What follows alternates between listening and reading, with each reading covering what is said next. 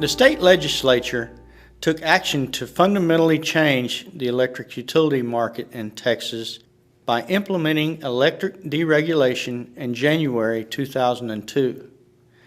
The stated purpose was to lower electric costs for consumers.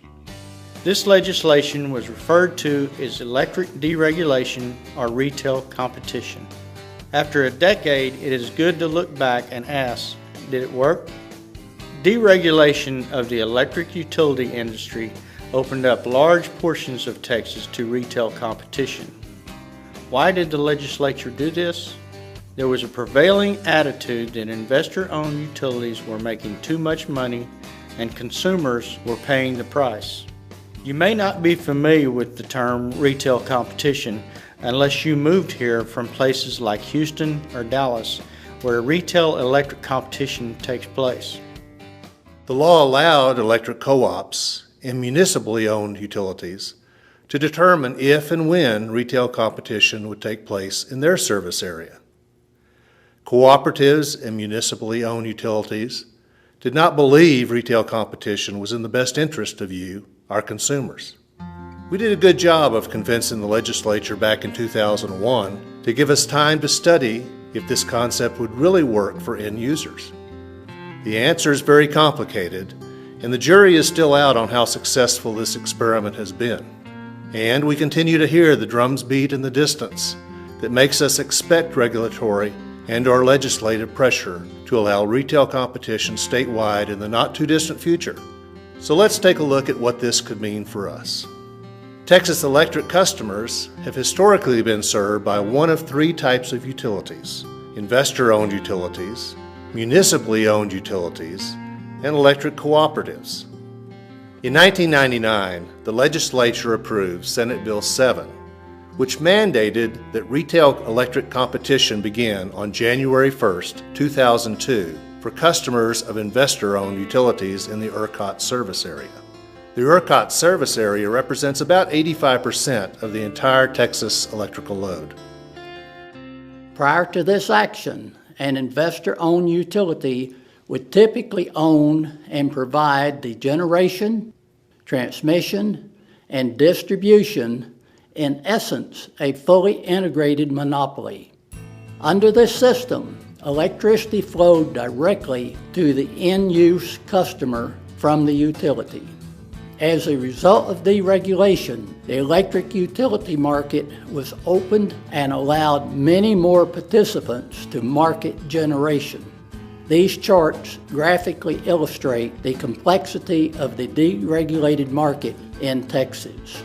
The Texas deregulated system allowed a much larger number of interconnected entities to play a role in getting power to customers. Do you think more people had to be hired and bureaucracy had to be added, which resulted in more cost associated of providing electricity in the second chart? In theory, the free market and competition would keep a lid on rates, and there would be more choices and better service. Did theory result in actual practice? A recent study completed by the Texas Coalition for Affordable Power has examined the facts that the average electricity prices in areas of Texas, both inside and outside deregulation, have declined in the last 2 years. In case you are wondering, CTEC members are outside of deregulation. However, Texans in deregulated areas have consistently paid more for power than Texans outside deregulation. Not only that, they are paying more than the national average. Residential rates in deregulated areas of Texas have averaged between 9 and 46% higher than those rates have averaged for areas of Texas outside deregulation. This trend proves true across the nation, where as of June 2012, average residential electricity prices in states with electric deregulation were higher than average residential prices in states without it. The next graph demonstrates the added cost for Texans paying average rates in deregulated areas. The numbers depicted are the added annual costs for those in retail competition areas versus those in non-competitive areas like CTEC. In addition to increased costs, deregulation had the unintended consequence of decreasing electric reliability for everyone in the ERCOT service area. We have experienced 2 statewide rolling blackouts in the years since deregulation, and there were at least 9 threats of rolling blackouts in 2011 alone. Prior to deregulation, Texas experienced rolling blackouts only once in 30-plus years. Right now, regulators are scrambling to fix the problem. One solution was to raise the cost ceiling of generation in the market by 300%. And guess who gets to pay for that increase? That includes everyone who buys electricity in the ERCOT service area, which includes CTEC members. So not only will we all get to pay more to increase the generation capacity, until more generation is added to the grid, we will all suffer the consequences of an unstable and unreliable grid. Instability and unreliability are 2 words that used to be unacceptable for electric utility executives. Unfortunately, deregulation of the electric industry in Texas has made these words all too familiar. To say we have a mess on our hands might be an understatement. But as a result of deregulation, a multitude of retail electric providers has entered the market. Customers are faced with choosing not only an electric provider, but also which plan to purchase among the array that are available. The Texas Coalition for Affordable Power asserts, this is just too complicated. It's really overwhelmingly difficult to sort through the weeds. In this game of let's make a deal, customers must keep up with the terms of contracts, which may include separate rates for 3 months, 6 months, 12 months, 2 years, 3 years, etc. Some offers even include free electricity on Sundays if you sign up for that rate plan. We may be just country folks from Central Texas, but we all learned a long time ago that nothing is free. And if you sign a contract, then decide it is not right for you, almost all plans have an early termination penalty. On top of that, customers need to either renew or switch their contracts when they expire. They must once again decide which provider and what program to sign up for. Who in the world would want to go through this process over and over again?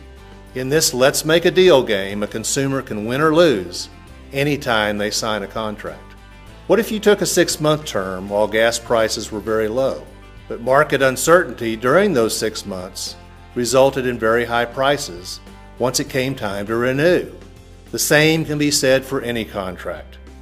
In looking at the Dallas search of retail electric providers, only one offered a 5-year contract. Now here's some good news. You already own an electric company that navigates these gotchas and gimmies for you.